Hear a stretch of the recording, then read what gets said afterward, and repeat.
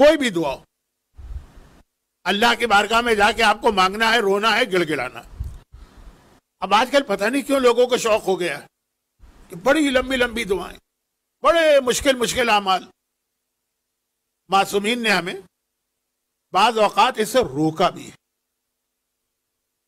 اور کہا ہے کہ جب یہ مختصر دعا سے تمہارے سارے مسئلے حل ہو سکتے ہیں تو تفصیلی دعا کیوں مانگ رہے؟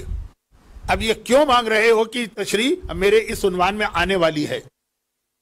تو اس میں سے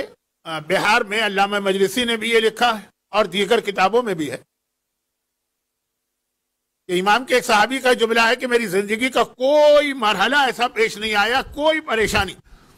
جس میں میں نے یہ دعا نہ پڑھی ہو اور وہ مسئلہ فوراً حل نہ ہوا ہو۔ اچھا، اب اس کے اندر ایک ذرا سا ٹیکنیکل پوائنٹ ہے اور وہ یہ ہے کہ یہ دعا کا جو اتنا اثر بتایا جا رہا ہے، اچھا مجھ پر اس وقت زیادہ اثر اس لیے ہے کہ ابھی میں نے 10 دن پہلے یہ دعا یہاں سے پہلے جو میں اشرا پڑھ رہا تھا،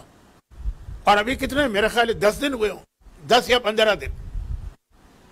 اور میرے پاس یہ اطلاع آئی ایک مومن کی جانب سے کہ مولانا آپ نے مجلس میں پڑھا، ہم نے بھی اس کو عام طریقے سے لیا، لیکن اس دن سے میں نے ایک ہفتے تک یہ دعا پڑھی، میرا ایک ناممکن کام، انہوں نے ایک تفصیل بتائی، بس سمجھ لیجئے کہ کوئی آدمی مر رہا ہو مرتا ہوا آدمی زندہ ہو جائے، نہیں یہ جملہ بھی غلط، سمجھیے کہ ایک آدمی مر گیا اور اس کے بعد وہ دوبارہ زندہ ہو جائے، یہ سمجھانے کے لیے کہہ رہا ہوں، اتنا مشکل کام وہ حل ہو گئے۔ تو اب اس لیے ذرا میں بھی زیادہ جوش کے ساتھ اس کو پڑھ رہا ہوں۔ ایک ہوتا ہے کتابوں میں ایک چیز کہا جانا، وہاں تو یہ 50-50 چانس ہوتا ہے نا کہ پتہ نہیں روایت صحیح ہے، پتہ نہیں روایت غلط، گرچہ اس کی وجہ سے ہم روایتوں کو ٹھکرا نہیں سکتے، ہمیں روایتوں کے ماہر یعنی مرجع وقت سے پوچھنا پڑتا ہے، لیکن جب کبھی کسی روایت کے فوراً بعد اتنے جلدی اثر ہو، ٹیکنیکل پوائنٹ صرف یہ کہ روایت اصل میں یہ ہے کہ راوی کہتا ہے کہ میں خانہ خدا کی زیارت کے لیے گیا تھا، حج کا زمانہ تھا یا حج کے بعد کا یا حج سے کچھ پہلے کا، اور رات کے وقت میں وہاں پہنچا۔ آج کی دنیا اور 1300 سال پہلے کی دنیا میں زمین و آسمان کا فرق ہے، مجمع کے اعتبار سے بھی، اندھیری رات،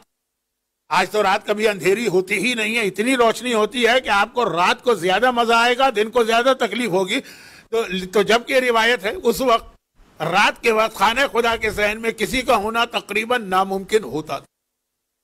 اب وہ یہ کہہ رہا ہے کہ میں وہاں تھا کہ اچانک میں نے سنا ہجر اسماعیل سے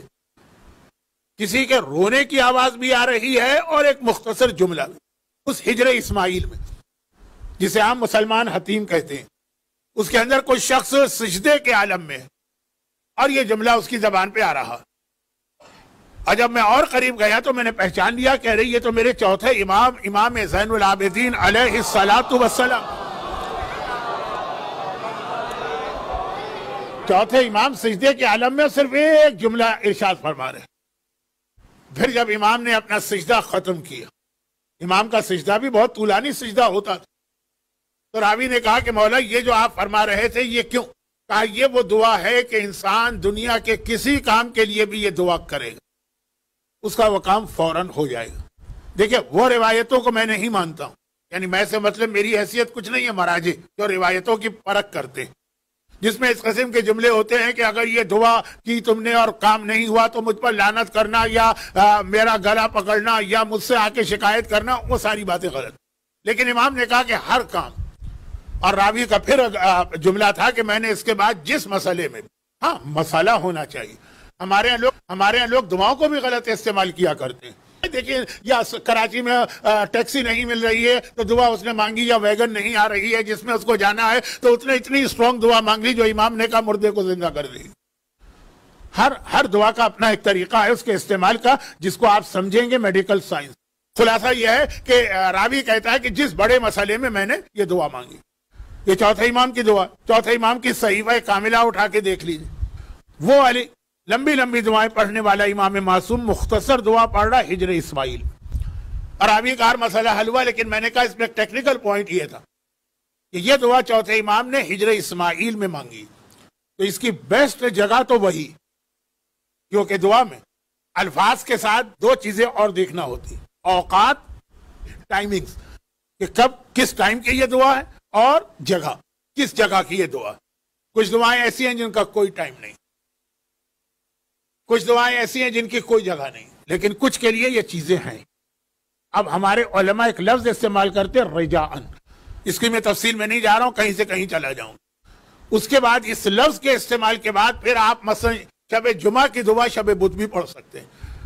اور پھر اس کے بعد آپ خانہ کعبہ کے پردے کی دعا کو اپنے گھر کے پردے کو پکڑ کے بھی پڑھ سکتے ہیں۔ رجاءً کا لفظ جو آج کل ہر پڑھا لکھا آدمی جانتا ہے،